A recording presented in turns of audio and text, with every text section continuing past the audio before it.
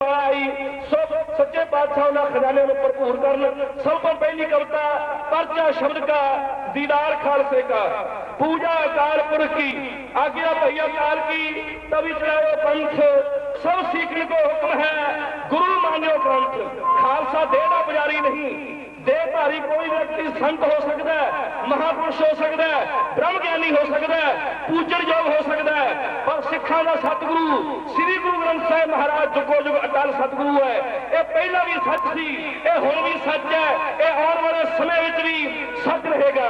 आज सच, जुगाड़ सच, मेरे बैठ जाओ खड़न की कोई लोड़ नहीं, मेले खड़ी रहता दीवान है। आप सच, जुगाड़ सच है भी सच, नानक होसी भी सच। 1430 पन्नियां ते उतरिया ये महान समुंदर समुची मनुखता की अगवाई कर रहा है। सभ्य सांझी वारस दाइन कोई ना किसे वारा जियो, खत्री ब्राह्मण सूद वैस उपदेश चौवरना को साझा। प्रिंसीपल सतवीर सिंह जी कहते हैं कि सिखा का नारा ही बड़ा पवित्र है, नानक नाम चढ़ती कला तेरे भाने सरबत का भला। भाई अमर सिंह शौकी गुरु ग्रंथ साहिब का हजूरी ढाडी सी। सतगुरु गुरु ग्रंथ साहिब महाराज दियां उच्चियां शानां दा वर्णन भरतगढ़ रोपड़ वाले ढाडी जथे की जुबानी है।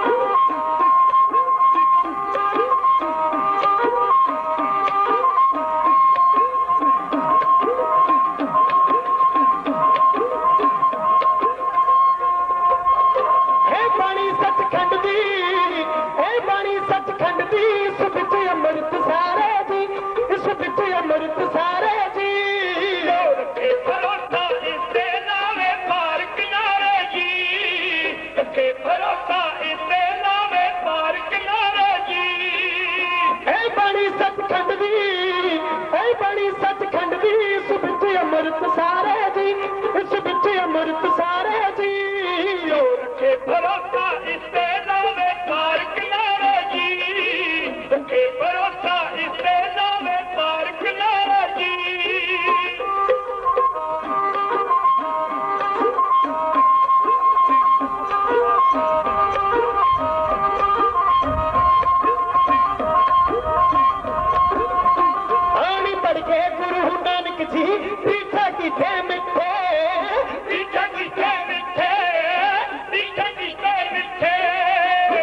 सकते कांटे वर्गे चरणों दे विच ठिठे चरणों दे विच ठिठे चरणों दे विच ठिठे सच्चे मन नाल छपे तमिलन पदार्थ चारे जी तमिलन पदार्थ चारे जी रखे भरोसा इस तेला में पार किनारा जी रखे भरोसा इस तेला में पार किनारा जी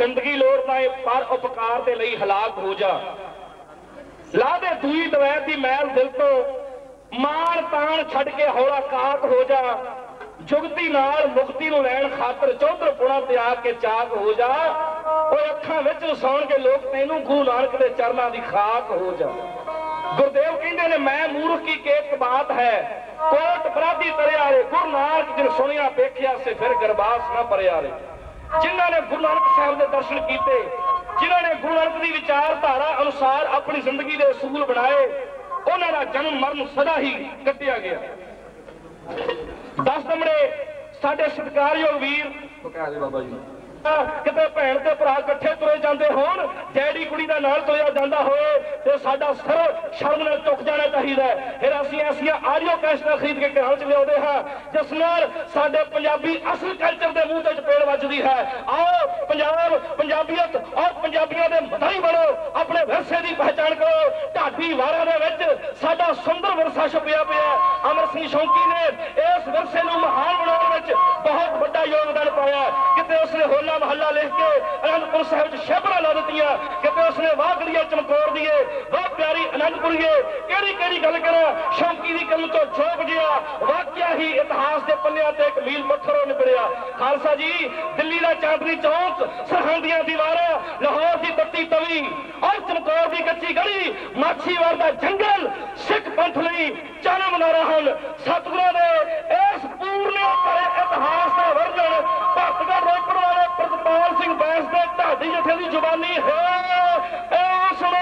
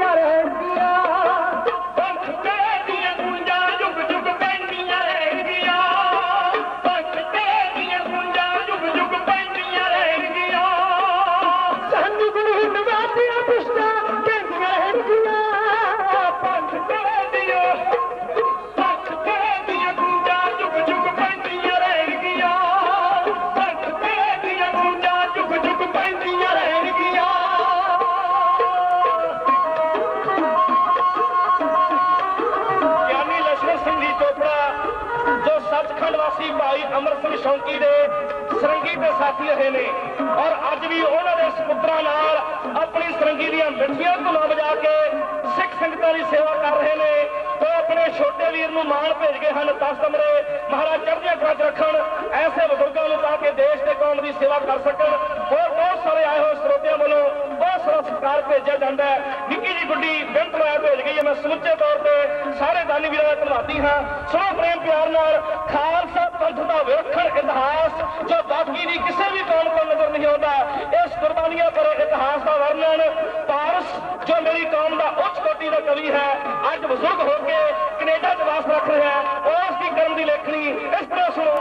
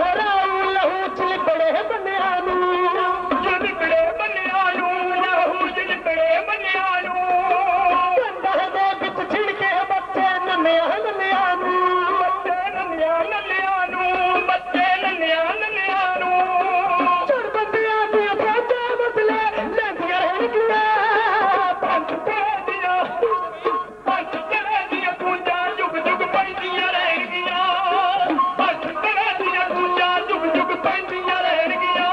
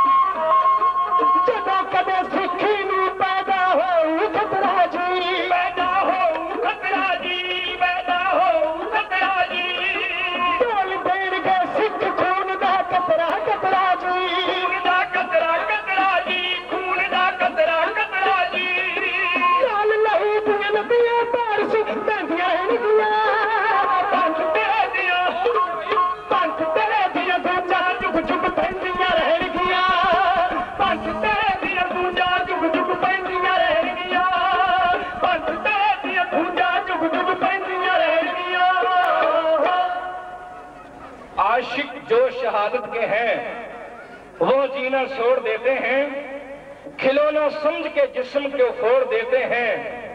ना जीने की तमन्ना है ना ताजो तख्त की खुदा घर खुदाई भी दे तो मोड़ देते हैं। जब से सुना है हमने कि मरने में जिंदगी है, सर पे कफन को ओढ़कर कातिल को ढूंढते हैं। शेक्सपियर कहता कि बहादुर लोग अपनी जिंदगी सिर्फ एक बेरा मरते ने, पर बुज़दिल अपनी मौत तो पहला हजारा वारी मर चुके होंगे ने। अमर सिंह शौकी कदे मर नहीं सकता, वो पंजाब के ढाडियां के गलों में हमेशा कायम रहेगा।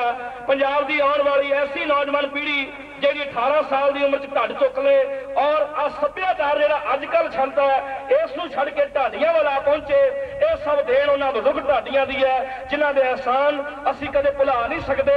मैं फिर अंत में शौकी ट्रस्ट मालपुर जिन्हां दे चेयरमैन डॉक्टर दिलबाग राय जी हैं और प्रधान सुरिंदरपाल सिंह जी परदेसी साहब हैं, होर साडे धर्म सिंह जी खालसा साहब, वीर जसपाल सिंह जी शौकी साहब जो शौकी साहब के छोटे सपुत्र हैं और पिंड भजना के सरपंच हैं, उन्होंने अति ऋणी हैं जिन्हां दी बतौर मेहरबानी तुहाडे दर्शन करन दा समा प्राप्त होया। मैं समुचे मालपुर में आए हुए गुरसिख स्रोतियां का बहुत धन्यवाद करदा। सानू आस नहीं सी जिवें सवेर दा क्लासिकल कीर्तन हो रहा सी और बहुत घट बंदियां दी सूह च आउंदा है, पर हुण लगदा है कि कोठियां ते थोड़ी थोड़ी रौनक होण लगी है और यह पंडाल जिहड़ा वो भरेगा। जे ना भी भरे तो सानू इन्ने ही स्रोते बड़े ने जिन्ने तुसीं बैठे हो, बहुते की करने जे कोई मुल पाउण वाला ही ना होवे। इसलिए बहुत धन्यवाद मोहन सिंह जी चरखा साहब जो खुद बड़े अच्छे कलाकार हैं, उन्होंने वालों बेनत माया आई है। धन्यवाद करता वीर हरबंस सिंह जी सहाड़ा साहब जिन्होंने इस समागम नूं गुरमत समागम वाल तोड़न विच बहुत उगा योगदान पाया। होर समुचे सजना ऋणी हाँ जिन्होंने इस प्रोग्राम की नुहार बदली। आओ एक बार फतेह बुलाइए मेमी साउंड सर्विस गोंदपुर का अति धन्यवादी हाँ। ਜਦੋਂ तो पिछले साल साउंड वालियां दे कलाकार लगते सन उदों तो आवाज पूरी झक देंदे सन, पर जदों किते ढाडी स्टेज ते आउंदा सी ते कलाकार दी वारी आवाज उच्ची ढाडियां दी वारी आवाज नीवी। ते प्रेस वाले वीरां नूं भी मेरा आरंभ भी नोट कर लैण, जदों अजीत वाले पंजाबी ट्रून वाले या जगबाणी वाले किसी प्रोग्राम की कवरिंग करते हैं उत्थे कह देंदे ने कि पंजाब के मशहूर ढाडी आए, पर टुटे तो टुटे कलाकार का नाम बहुत ऊंचा करके देंदे ने। इस करके अज के प्रोग्राम की कवरिंग वधिया की जाए। मेरी हथ बन के बेनती है प्रेस वाले वीरां नूं ये ना दस्सिया जाए कि हाजरी घट सी, हाजरी भावें घट है भावें वध है, यह दस्सिया जाए कि सही याद मनाई गई है। अमर सिंह शौकी जड़ियां राह से तुरया उस राह से शौकी ट्रस्ट ने तुरन का यत्न किया, नहीं तो पिछले साल चोली के पीछे क्या है बजती रही तुम्बी विचों, ये तुसीं सब कुछ वेख्या, प्रेस वाले ने भी लिखा। आओ प्यार में बुलाइए फतेह, गज के आखो सारी संगत ऊंची आवाज बोलो वाहिगुरू जी का खालसा वाहिगुरू जी की फतेह। किसी दुखी के साजा नूं छेड़ के तू गीत रब दा गाया तो की फायदा, किसी दुखी के साजा नूं छेड़ के तू गीत रब दा गाया तो की फायदा। दीवा किसी मजलूम का गुल करके जाके मंदिर जगाया तो की फायदा। छठ तड़फदा पिया दुखिया कहीं जाके ओनू धियाया तो की फायदा। पी पी के लहू गरीबों का मौजी मत्था कसाया तो की फायदा। बड़ी खुशी की गल है कि हुणे तुसी पंजाब के नामी ढाडी साहब कृपाल सिंह जी बैंस तो बड़िया जशीलियां बाड़ा सुन रहे सन। जिवें तुहानूं दस्सिया गया कि ट्रस्ट ने पहला यतन किया है। अगे भी तुसी अमर सिंह जी शौकी मेरे बहुत ही प्यारे दोस्त सन। हिंदुस्तान दियां बहुत सारिया स्टेजां ते मैनूं उन्हां दे नाल कवि दरबार ढाडी दरबार पढ़न का मौका मिलिया। मैं भी बाहरों अमेरिका तो आके मेला वेखदा रहा। उस मेले का रंग होर सी, पर मैं समझदा एक ट्रस्ट जिहड़ा अज बधाई का पात्र है, जिन्होंने इस मेले को सही दिशा वाल लिजाण का यतन किया। इस गल लई मैं उन्होंने मुबारकबाद देना। तुहानूं सुन के खुशी होएगी कि अज के इस धार्मिक समागम दे विच बहुत सारे नामी ढाडी बीबियां दे जथे, छोटे छोटे कबीसरी जथे, बहुत उच्चे कलाकार आए ने। मैं सारिਆਂ ਨੂੰ ਤੁਹਾਡੀ सेवा बारी बारी पेश करना।